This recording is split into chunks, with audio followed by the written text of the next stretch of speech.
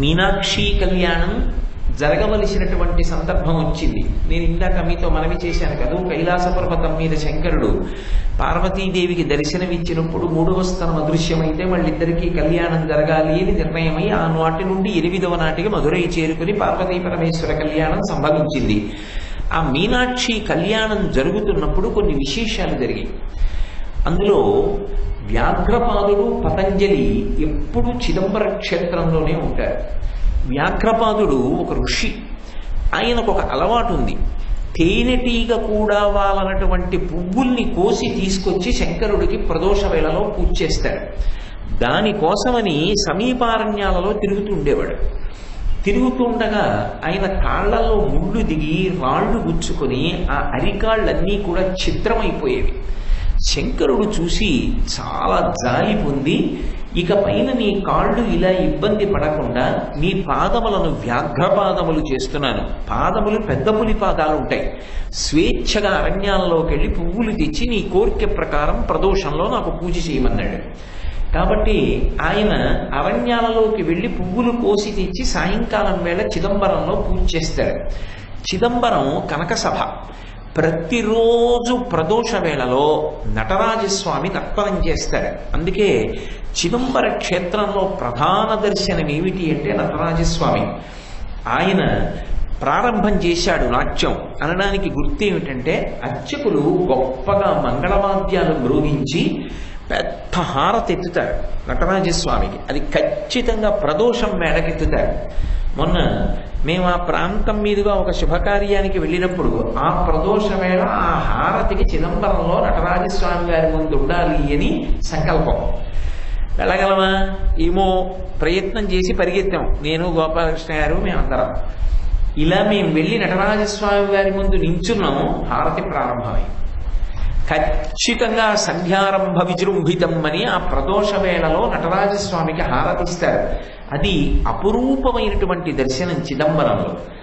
ఆ చిదంబరంలో ప్రదోష వేళలో శంకరుడి యొక్క నృత్యం పూర్తయితే తప్ప పతంజలి అలాగే ఈ వ్యాఘ్రపాదుడు కూడా భోజనం చెయ్యరు. వాళ్ళిద్దరూ తాండవం చూసిన తరువాత భోజనం చేస్తారు. అది వాళ్ళ అలవాటు. పగలంతా ఉపవాసం ఉంటారు. ఈ వ్యాఘ్రపాదుడేమో పువ్వులు పట్టుకుని వస్తాడు. పతంజలి గొప్ప యోగశాస్త్ర విద్వాంసుడు. ఆయన మహాభాష్యకర్త. ఆయన శివధ్యానంలో ఉంటాడు. ఇద్దరూ సాయంకాలం వేళ ఏ వాద్యగోష్ఠిలోనూ పాల్గొనరు. దేవతలందరూ వచ్చి వాద్యాలు మ్రోగిస్తారు. ఒక్క పతంజలి వ్యాఘ్రపాదుడు మాత్రం కదలకుండా 2 పక్కల నిలబడి చూస్తూ ఉంటారు. ఇప్పటికీ కాంచీపురంలో ఏకాంబరేశ్వర దర్శనం చేసుకుని బయటికి వచ్చి ఎడం పక్కన చూస్తే నటరాజస్వామి వారి యొక్క ప్రాంగణం ఉంటుంది. అందులో వ్యాఘ్రపాదుడు పతంజలి ఇద్దరు పక్కన ఉంటారు. చిదంబరంలో అయితే వ్యాఘ్రపాదుడికి ఒక దేవాలయమే ఉంది. అది ఉపాలయం. ఎందుకంటే అక్కడే ఉంటాడే, ఉండి రోజు పువ్వులు తెస్తాడు. అటువంటి వ్యాఘ్రపాదుడు పతంజలి చిదంబరం వదిలిపెట్టి ఎక్కడికి వెళ్ళరు. వాళ్ళ భయం ఏమిటంటే చిదంబరం వదిలిపెట్టి వెళ్ళిపోతే సాయంకాలం అయిపోతుంది. సాయంకాలం అయిపోతే మనకి ఆ నాట్యం చూడటానికి అవకాశం ఉండదు. అందుకని మనం ఎక్కడికి వెళ్ళొద్దని వాళ్ళు ఏ క్షేత్రానికి వెళ్ళరు, ఏ ఉత్సవానికి వెళ్ళరు. అటువంటి వాళ్ళు మధురైలో మీనాక్షి సోమసుందరుల కళ్యాణం జరుగుతుంటే వీళ్ళిద్దరు వెళ్ళారు. మనం రోజు ఏ స్వామివారి తాండవం చూస్తామో ఆ స్వామివారి కళ్యాణం.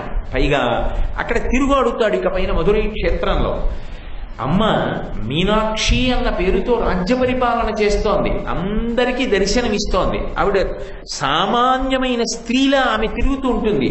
అటువంటి క్షేత్రానికి మనం వెళ్ళకపోతే ఎలా అని బయలుదేరి ఇద్దరూ కూడా మీనాక్షి కళ్యాణానికి వచ్చారు. ఈ మీనాక్షి కళ్యాణానికి వస్తే కన్యాదానం ఎవరు చేయించాలి?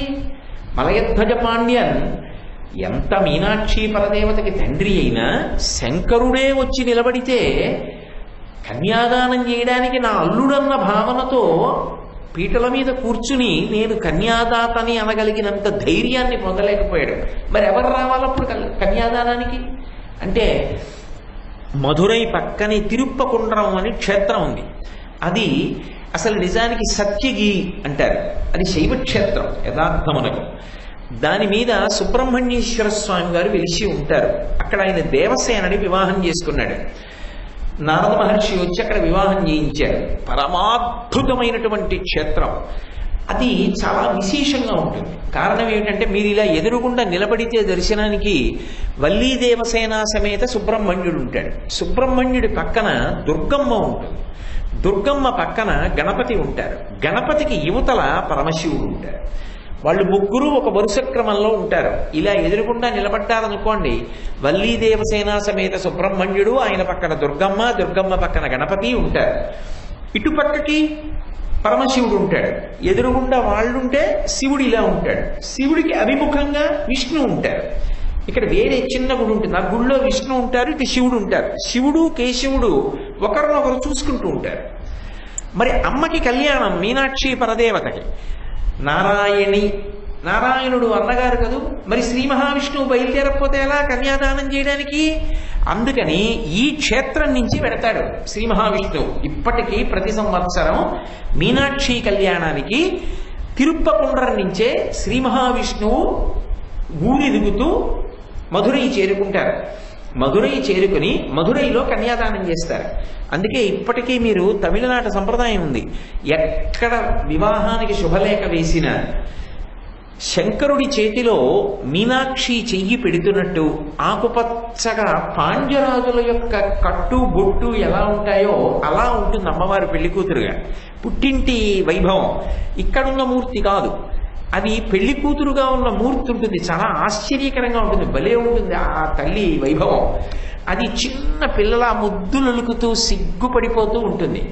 ఆ తల్లికి సుబ్రహ్మణ్య క్షేత్రం తిరుప్పకుండ్రం నుంచి శ్రీ మహావిష్ణువు బయలుదేరి వచ్చారు.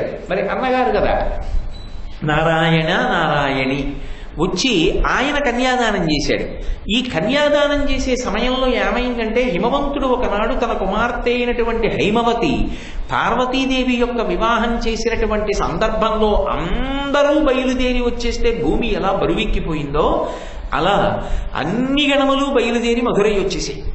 ఆ మధురై వచ్చేయడంలో ఆ కళ్యాణము, ఆ వేడుక, భోజనాలు, ఈ హడావిడి ఇవన్నీ అయ్యేటప్పటికీ సాయంకాలం అయిపోయింది. సాయంకాలం అయిపోయింది అని గమనించారు పతంజలి, వ్యాఘ్రపాదుడు. వాళ్ళు పెళ్లి భోజనం చేయరు. ఎందుకని?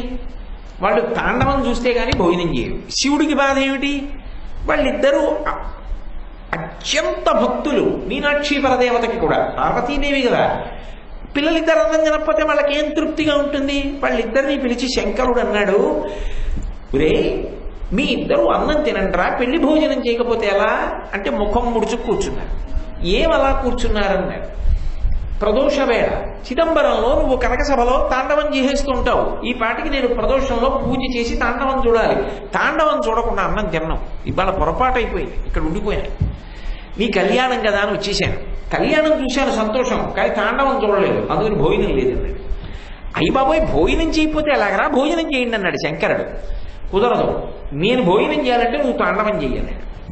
అది కనక సభ, అక్కడ తాండవం చేశాను. ఇప్పటికీ మీరు చిదంబరం వెడితే మొన్ననే మేము వెళ్ళి దర్శనం చేసి వచ్చాం. ఆ పరమాద్భుతం. కాళిక పోటీ పడింది శంకరుడితోటి.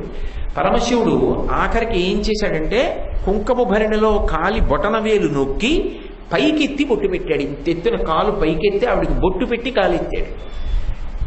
స్త్రీ సహజంగా వాళ్ళకున్న పరిమితుల చేత అలా చెయ్యలేరు కాబట్టి కాళీస్వరూపం పరమశివుడితో సమానంగా నాట్యం చేయలేక ఆగిపోయింది.